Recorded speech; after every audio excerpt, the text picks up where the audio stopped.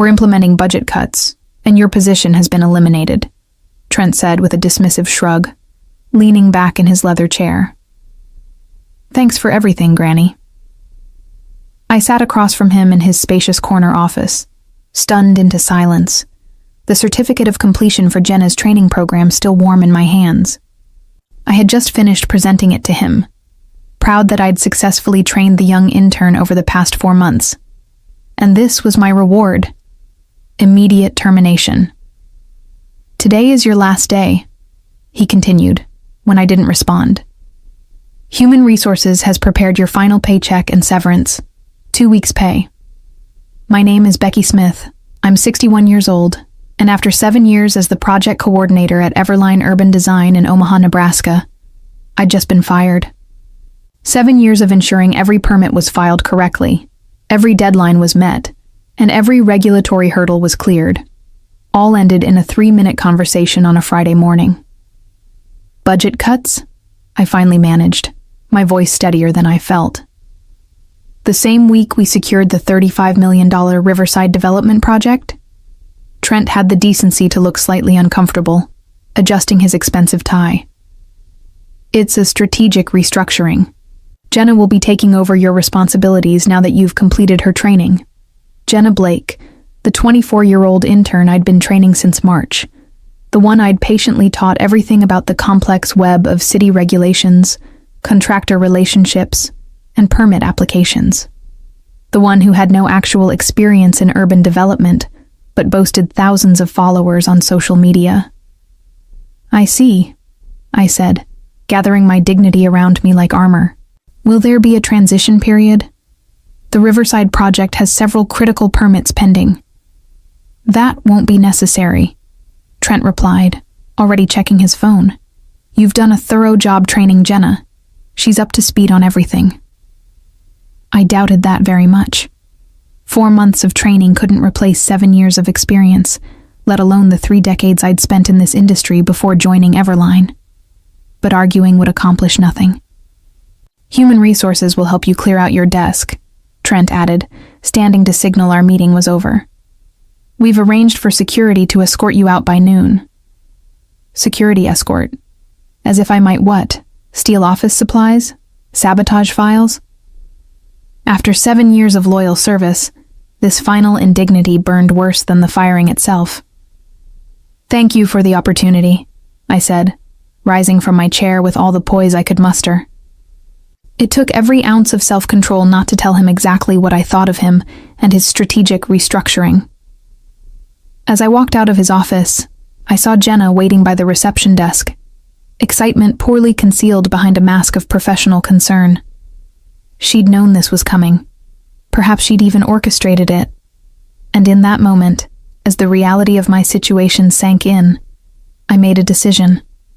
I wouldn't fight. I wouldn't scream. I would simply leave. What they didn't know was how ugly this would get for them. 2 hours later, I placed the small box containing my personal belongings in the trunk of my car and sat in the driver's seat, finally allowing myself a moment to process what had happened. 7 years of dedication ended with budget cuts, Granny, and a security escort. I hadn't always worked at Everline. For most of my career, I'd been at larger firms in Omaha's development sector. But 7 years ago, when the housing market crashed and layoffs swept through the industry, Trent had recruited me specifically for my regulatory expertise. We need someone who knows how to navigate the system, he'd said then. Someone with established relationships at the city planning office. Those relationships had been crucial to Everline's growth from a struggling 5-person studio to one of Omaha's most promising architecture firms. The Riverside development was their biggest project yet, a $35 million mixed-use complex that would transform the downtown riverfront. I'd spent months securing the preliminary approvals, calling in favors from contacts I'd cultivated over decades. I hadn't minded when Trent asked me to train Jenna. New blood was important in any company, and I enjoyed mentoring younger staff. For 4 months, I'd patiently explained every form, every deadline, every unwritten rule that made the difference between a stalled project and a successful one. The trick with the zoning office is to submit on Tuesdays, I'd told her. Harold reviews applications on Wednesdays, and he's much more lenient than the Thursday staff. Jenna had nodded, taking careful notes, asking thoughtful questions. I'd been impressed by her attention to detail, her apparent eagerness to learn. I'd even defended her when other staff complained about her constant social media posting. She's young, I'd said, but she's working hard and learning fast. What I hadn't seen were the private meetings with Trent, the lunches they shared, the way she positioned herself as the innovative future while subtly painting me as the outdated past. I started my car but didn't immediately drive away. Instead, I pulled out my phone and called my daughter, Catherine. "Mom, aren't you at work?" she answered, surprised to hear from me mid-morning. "Not anymore," I replied, my voice finally cracking. "I was fired today." "What? Why?" Catherine's shock and indignation were immediate. I explained what had happened, the sudden termination, the insulting severance, being replaced by the very intern I'd trained. "That's age discrimination. You can sue them," Catherine exclaimed. "Maybe," I said, signaling to exit the parking garage. "But I'm not sure a lawsuit is my first choice." "What do you mean?" Catherine asked, suspicious. She knew me too well.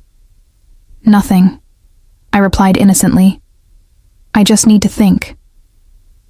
What I needed to think about was how best to remind Everline of exactly what they'd thrown away. That evening, I sat at my kitchen table with a cup of tea and my laptop, still processing the abrupt end to my career at Everline. The shock had faded, replaced by a simmering anger that I rarely allowed myself to feel. I wasn't just angry about losing my job. I was furious about how it had happened.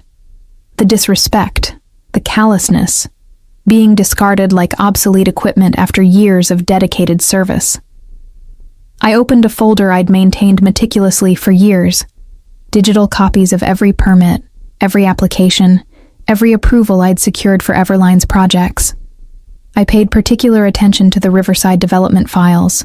What Trent and Jenna didn't understand, what they hadn't bothered to learn, was that these weren't just standard forms submitted through normal channels. 3 years ago, the city of Omaha had approached me directly to help streamline their permit process for major developments. The city planning office was perpetually understaffed and overwhelmed by complex projects. Harold, the senior planning officer, had known me for decades and trusted my thoroughness and integrity. Together, we developed a solution. I established Smith Regulatory Consulting, LLC, which would serve as an official liaison between developers and the city. The arrangement benefited everyone. The city got a reliable point person who understood both sides of the process, developers got their permits processed more efficiently, and I got additional income plus the security of having my own business on the side. Everline knew about this arrangement. In fact, it was one of the reasons they'd hired me. What they'd failed to grasp, or perhaps simply forgotten in their rush to replace me with a younger model, was that my company wasn't just a pass-through entity. It had real authority in the permitting process. For the Riverside development, all the critical permits had been filed under my LLC's oversight, with my digital signature required for final approval. Without me, those permits were in limbo. I closed my laptop and sipped my tea, considering my options. I could sign off on the permits as a professional courtesy, allowing Everline to proceed without interruption. That would be the nice thing to do. Or I could remind them of exactly what they'd lost when they fired me. My phone buzzed with a text from Catherine. "Don't do anything rash, Mom. Talk to a lawyer first." I smiled. My daughter really did know me too well. The next morning, Saturday, I contacted my friend Victoria, who happened to be an employment attorney. We met for coffee at a quiet cafe downtown. "They can't just fire you because of your age," Victoria said after hearing my story. "But proving age discrimination can be tricky." "I'm not interested in a discrimination lawsuit right now," I replied. "I want to know about my obligations regarding the permits filed through my consulting company." Victoria raised an eyebrow. "I see where this is going. Let me be clear. If those permits were filed through your LLC and your signature is required for finalization, you are under no obligation to provide that signature without proper compensation for your services. And if Everline assumed those services were covered under my employment with them, that would be their mistake, Victoria said with a small smile. Especially if your consulting work was established as a separate business entity. Do you have documentation of the arrangement? I nodded, thinking of the folder on my laptop. Perfect, Victoria said. Let me draft a letter outlining your position. As I drove home from our meeting, I felt a strange sense of calm. For the first time since hearing Trent's dismissive budget cuts granny, I felt in control again. Monday would be interesting. Monday morning arrived with a flurry of missed calls and increasingly frantic text messages from Everline. I ignored them all as I calmly went about my morning routine. Breakfast, crossword puzzle, a bit of gardening in the early spring sunshine. It was the first Monday in years I hadn't spent in a fluorescent-lit office, and I was determined to enjoy it. At 10:15 a.m., my phone rang again. This time it wasn't Trent or anyone else from Everline. It was Harold from the city planning office. I decided to answer. "Becky, thank goodness," Harold said when I picked up. "We've got a situation with the Riverside permits. Everline submitted a request for final approval, but everything's filed under your LLC. I told them I can't proceed without your digital signature." "Yes, that's correct," I replied calmly. "My company is the official liaison for that project." "They're saying you're no longer involved with the project? Something about restructuring?" "My employment with Everline ended Friday," I explained. "But my consulting company's involvement with the permits is a separate matter entirely." Harold paused before speaking again. "I see. Well, this puts us in an awkward position. The city can't proceed without your sign-off, but Everline is insisting we bypass you. That's not possible under our agreement with the city, is it?" I asked, already knowing the answer. "No, it's not," Harold confirmed. "The expedited process we established requires your verification. Without it, they'd need to resubmit everything through the standard channels." "And how long would that take?" Harold laughed. "For a project of Riverside's size? Months at minimum. Plus they'd lose their place in line." After finishing with Harold, I checked my phone to find 3 more missed calls from Trent. The latest voicemail was notably different from his earlier messages. "Becky, look, I think there's been a misunderstanding. Can we please discuss the Riverside permits? Call me back as soon as possible." I smiled. The panic in his voice was unmistakable. He'd finally realized what my firing actually meant for his precious project. At noon, I received an email from Victoria with the draft letter she'd prepared for Everline. It was perfect. Professional, firm, and crystal clear about my position. Smith Regulatory Consulting would be happy to complete the permit process for the Riverside development for a consulting fee of $75,000, approximately what I would have earned in salary over the next 9 months, plus formal credit as the regulatory compliance specialist on all project documentation. I approved the letter, and Victoria sent it immediately. Trent's response came within minutes, a hastily written email demanding that I call him for an urgent discussion. I ignored it. Instead, I drove to my favorite nursery and spent the afternoon selecting plants for my garden. I was examining tomato seedlings when my phone rang again. This time, it was a number I didn't recognize. "Hello? Mrs. Smith, this is Jackson Warren." I nearly dropped my phone. Jackson Warren was the principal investor in the Riverside development, a prominent businessman with deep pockets and a reputation for not tolerating delays. "Yes, Mr. Warren. What can I do for you?" "I understand there's an issue with the permits for Riverside," he said, his tone direct but not unfriendly. "Trent Callahan seems to be having trouble explaining the situation clearly. I'd like to meet with you directly to understand what's happening." I agreed to meet him the following morning at his downtown office. When I returned home, I found an email from Jenna Blake in my inbox. The subject line read, "Please help." The message itself was both pleading and condescending. "Becky, I know you must be upset about the restructuring, but holding up the Riverside project is only hurting your professional reputation.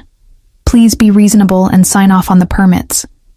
I'd be happy to include your name in the acknowledgements." Acknowledgements. After being fired and replaced, she thought I'd settle for a mention in the acknowledgements. I deleted the email without responding and went back to planning my garden. Tomorrow's meeting with Jackson Warren would be interesting indeed. Tuesday morning, I dressed carefully for my meeting with Jackson Warren, choosing an elegant navy suit I'd rarely worn to the casual Everline office. I arrived at Warren Development's sleek downtown headquarters 15 minutes early and was immediately escorted to a spacious conference room with floor-to-ceiling windows overlooking the very riverfront the Riverside project was meant to transform. Jackson Warren entered precisely on time, a tall man in his late 50s with silver hair and a reputation for blunt speaking. He shook my hand firmly. "Mrs. Smith, thank you for coming. Coffee?" I accepted, and as his assistant served us, Warren got straight to the point. "I've invested $12 million in the Riverside development so far," he said. "Now I learn that the entire project is stalled because Everline fired the one person who could navigate the permit process. I'm not pleased. I understand your frustration, Mr. Warren." "Call me Jackson," he said, leaning forward. "I've been looking into this situation. It seems your firing wasn't just unexpected. It was exceptionally poorly timed and possibly illegal." I raised an eyebrow, but said nothing. "Tell me about these permits," Jackson continued. "Trent claims it's a simple paperwork issue that you're dragging out because you're bitter about being let go." I opened my laptop and showed Jackson the digital trail of the Riverside permits. The initial applications, the preliminary approvals, the pending final clearances, all filed through Smith Regulatory Consulting. 3 years ago, the city of Omaha asked me to establish this arrangement to streamline the approval process for major developments, I explained. Everline knew this. It's why they hired me. But apparently they forgot that my consulting company is legally separate from my employment. Jackson studied the documents carefully. "And without your signature on these final approvals, the project can't move forward. Everline would need to resubmit everything through standard channels, which would take months at minimum." "I see." Jackson sat back, his expression thoughtful. "And you sent them terms for completing the process?" "My attorney did, yes. A consulting fee plus professional credit for my work." "Reasonable terms?" $75,000, about 9 months of the salary they were no longer willing to pay me, plus recognition as the regulatory compliance specialist on project documentation. Jackson nodded slowly. "And their response?" "Demands that I call Trent for an urgent discussion. Nothing addressing the actual terms." "Typical," Jackson muttered. He tapped his fingers on the table for a moment, then made a decision. "Mrs. Smith, Becky, I'd like to make you an offer that bypasses Everline entirely. This was unexpected." "I'm listening." "Warren Development would retain Smith Regulatory Consulting directly for the duration of the Riverside project. Same fee you proposed to Everline, plus a bonus structure tied to meeting key regulatory milestones. You'd work directly with my team, not through Everline." I tried to keep my expression neutral despite my surprise. "And Everline's role?" "That's between me and them," Jackson said with a cold smile. "But I'm reconsidering our entire relationship given how they've mismanaged this situation." I left the meeting with a handshake agreement and instructions to have Victoria review the formal contract that would arrive that afternoon. As I walked to my car, my phone buzzed with a text from Trent. "Emergency meeting about Riverside today at 3 p.m. Your presence requested. Will pay consultation fee." Too late, I thought. Much too late. When I arrived home, I found an elaborate flower arrangement on my porch with a card from Jenna. "So sorry about the misunderstanding. Please call Trent ASAP. We need you." I placed the flowers on my elderly neighbor's porch instead, knowing she would enjoy them more than I would. Then I called Victoria to brief her on the Warren development offer. They're offering to match the fee we proposed to Everline, plus performance bonuses, I explained. And I'd be working directly with Warren's team, not through Everline. Cutting Everline out entirely, Victoria said with an appreciative whistle. That's quite a development. Did Warren indicate what this means for his relationship with Everline? He said he's reconsidering it. I got the impression that Trent has some explaining to do. I imagine he does, Victoria replied. Send me the contract when it arrives. In the meantime, I suggest you continue ignoring Everline's increasingly desperate attempts to contact you. I spent the afternoon in my garden, planting the seedlings I'd purchased the day before. It was therapeutic, digging in the soil, setting young plants into place, imagining the harvest to come. A perfect metaphor for this unexpected new chapter in my professional life, planting seeds for future growth after being uprooted. By Wednesday morning, news of my arrangement with Warren Development had spread through Omaha's tight-knit development community. My phone buzzed constantly with calls and messages from former colleagues, other developers, and even journalists seeking comments. Trent's desperation reached new heights. First came an email offering an immediate consulting contract at twice the rate I'd requested. When I didn't respond, he followed up with a voicemail. Becky, please, we need to talk. Warren's threatening to pull Everline from the Riverside project entirely. This could ruin us. Whatever you want, name your price. You can have your old job back with a raise. Just call me. The panic in his voice was almost satisfying enough to make up for budget cuts, Granny. Almost, but not quite. At noon, Victoria called with an update. Warren's legal team sent over the contract. I've reviewed it. It's very favorable. Significantly better terms than anything Everline might offer you now. How so? I asked. For starters, it's not just for Riverside. Warren wants Smith Regulatory Consulting retained for all of his development projects in Omaha for the next 2 years, with an option to renew. The fee structure would give you a comfortable 6-figure income, plus those performance bonuses we discussed. And Everline's role? That's the interesting part, Victoria said, and I could hear the smile in her voice. The contract includes a clause stating that Warren Development reserves the right to select or reject any architectural partners for their projects. There's no guarantee that Everline will remain involved with Riverside, let alone future developments. I signed the contract that afternoon, feeling a strange mix of vindication and melancholy. I hadn't set out to destroy Everline. I'd given 7 good years to that firm, but they had made their choice when they decided I was disposable. By Thursday, the situation had evolved dramatically. I received a call from Harold at the city planning office. Becky, you won't believe what's happening. Trent Callahan has been calling every hour, trying to find a way around the permit requirements. When I explained it wasn't possible, he actually suggested that the dinosaur procedures needed to be updated for the modern era. I laughed. I assume that went over well? About as well as you'd expect, Harold chuckled. The planning director reminded him that those dinosaur procedures ensure public safety and regulatory compliance. Then he asked if Everline was officially rejecting the expedited process we established with your consultancy. Trent backpedaled pretty quickly after that. Later that day, I met with Jackson Warren and his project team to begin the transition. As we sat in Warren Development's sleek conference room, Jackson made a surprising announcement. I've decided to terminate Everline's contract for the Riverside development, he stated matter-of-factly. Their mishandling of the permit process demonstrates a fundamental lack of professional judgment that I'm not willing to risk on a $35 million project. What about the architectural plans they've already completed? I asked, stunned by the decisiveness of his move. We've retained ownership of all plans and specifications per our contract, Jackson explained. I've already reached out to Hartman and Associates to take over. They've agreed to honor the existing designs with some minor modifications. Hartman and Associates was Everline's biggest competitor in Omaha. The irony wasn't lost on me. Now, Jackson continued, turning to me with a smile, let's discuss how we get this project back on track.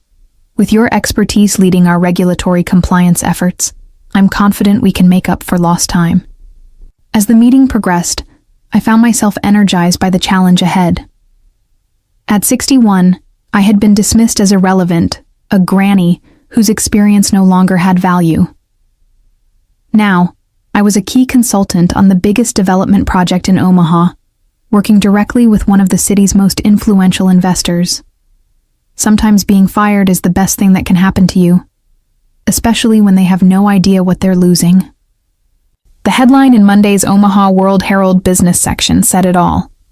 Warren Development drops Everline from Riverside project, cites permit mismanagement. The article detailed how the $35 million project would now proceed under new architectural leadership, with Smith Regulatory Consulting handling all regulatory compliance. There was even a quote from Jackson Warren.